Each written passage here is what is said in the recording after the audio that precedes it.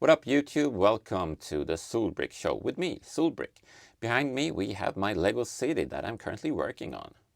In today's episode we'll be continuing with the packing and the stacking, so it's going to get even more cramped in Soltown than it was in the previous video.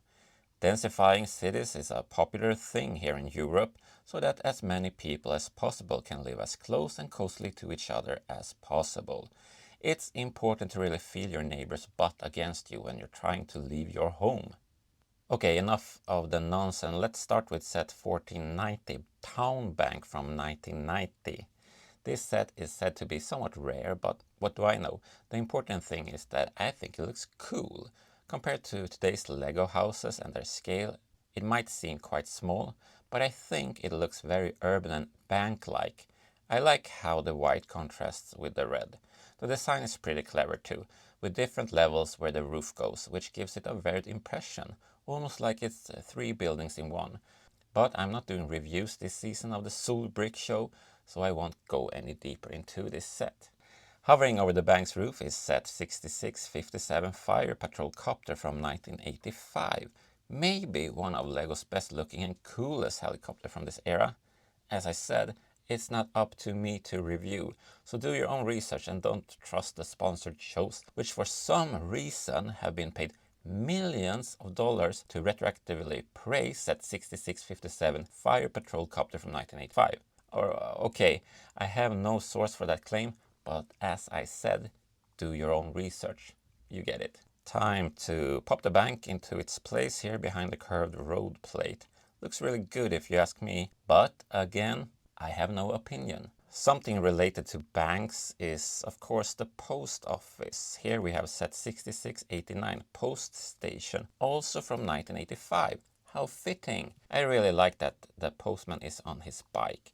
In the mornings when I walk to the bus, I usually pass a postwoman on a bike who I assume is on her way to work. Or she's just a cosplayer with a postal service kink. Both options seem equally reasonable in Sweden, where the postal service is absolutely useless. We can't just leave the back open because that ruins the illusion that this is a hyper-realistic layout. So that's why I built this simple wall to cover the behind.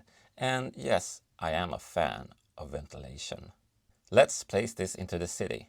Looks great. I experienced a feeling of joy.